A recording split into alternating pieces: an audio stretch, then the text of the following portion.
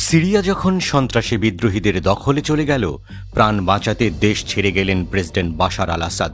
পালানোর পথ পেল না দেশটির সেনারা, জীবন বাঁচাতে তাই তারা আজ দেশান্তরী। কোথায় গেছেন তারা? আজ কোন দেশে আশ্রয় খুঁজছে সিরিয়ান সৈন্যরা? জানা গেছে ৪,০০০-এর বেশি সিরিয়ান সেনা ইরাকে পাড়ি জমিয়েছেন। ইরাকি সামরিক কর্মকর্তারা বিষয়টি নিশ্চিত করেছেন। সিরিয়ান সেনাদের আর উপায়ই বাকি। এখন কার ভরসায় তারা লড়বেন?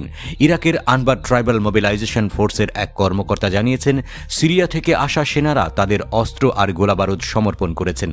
তাদের সাঁজোয়া যানবাহনগুলো ইরাকি সেনাদের হাতে জমা দিয়েছেন। তাদেরকে ইরাকের অজ্ঞাত একটি ক্যাম্পে রাখা হয়েছে। বাশার আল আসাদ সরকারের বড় সমর্থক ছিল ইরাক। বর্তমানে ইরাকের সাথেও দেশটির সুসম্পর্ক রয়েছে।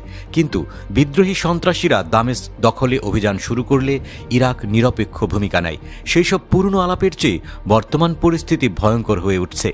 সিরিয়ার বিস্তীর্ণ জমি গিলে খাচ্ছে ইসরায়েল। তাদেরকে সিরিয়ান কোনো শক্তি প্রতিরোধ করলেই শুরু হবে আরেকটা যুদ্ধ। এভাবেই মধ্যপ্রাচ্যের রাজনৈতিক পরিস্থিতিতে জটিলতা বাড়ছে। গোলান মালভূমি সিরিয়ার অংশ হলেও তা এখন ইসরায়েলের দখলে। ইহুদি রাষ্ট্রটি দক্ষিণ সিরিয়ার বিস্তীর্ণ এলাকাও নিজেদের নিয়ন্ত্রণে নিয়েছে।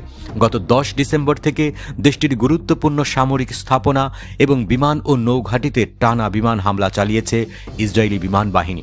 পাশাপাশি স্থল অভিযান চালিয়ে সিরিয়ার জমি দখল চলছে।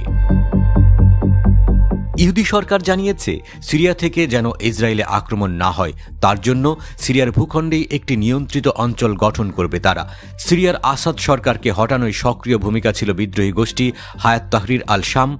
জইস আল ইজ্জা নামের আরেকটি সহযোগী সশস্ত্র গোষ্ঠী তাদের দোসর। এই বিদ্রোহীদের আধিপত্য ইসরায়েলি সেনাদের দখলবাজির সামনে চ্যালেঞ্জের মুখোমুখি হতে পারে। গত ১০ ডিসেম্বর থেকে ৪৮ ঘণ্টায় সিরিয়া জুড়ে ৫০০-রও বেশি বিমান হামলা করেছে ইসরায়েল। হামলায় দামেস্কের গুরুত্বপূর্ণ সেনানিবাস, প্রতিরক্ষা গবেষণাগার এবং সামরিক স্থাপনা গুড়িয়ে গিয়েছে। এছাড়া ইসরায়েলি প্রতিরক্ষা শক্তির বিমান বাহিনী সিরিয়ার বিমানবন্দর, অস্ত্র ও গোলাবারুদের ভাণ্ডার, রাডার স্টেশন, সামরিক সিগন্যাল স্টেশন এবং ক্ষেপণাস্ত্র গবেষণাগার ধ্বংস করেছে বলে খবর আছে। ফলে এইচটিএস বাহিনীও শক্তি হারাচ্ছে। এই অবস্থায় সিরিয়ার সৈন্যরা ইরাকে চলে যাওয়ায় সিরিয়া অরক্ষিত হয়ে পড়েছে। এসব সেনা পরবর্তীতে গুছিয়ে উঠে বাশার আল আসাদের হয়ে লড়াইয়ে ফিরতে পারে। সিরিয়ার বেশ কিছু এলাকা এখনও নাকি আসাদ সরকারের পক্ষের লোকজনের নিয়ন্ত্রণে রয়েছে। সেই সব এলাকাবাসীকে সংগঠিত করে তাদের কাছে সাহায্য পৌঁছে দিতে ওইসব পলাতক সেনারা কাজ করতে পারে। তেমন হলে দেশটিতে জটিলতা বেড়ে যাবে।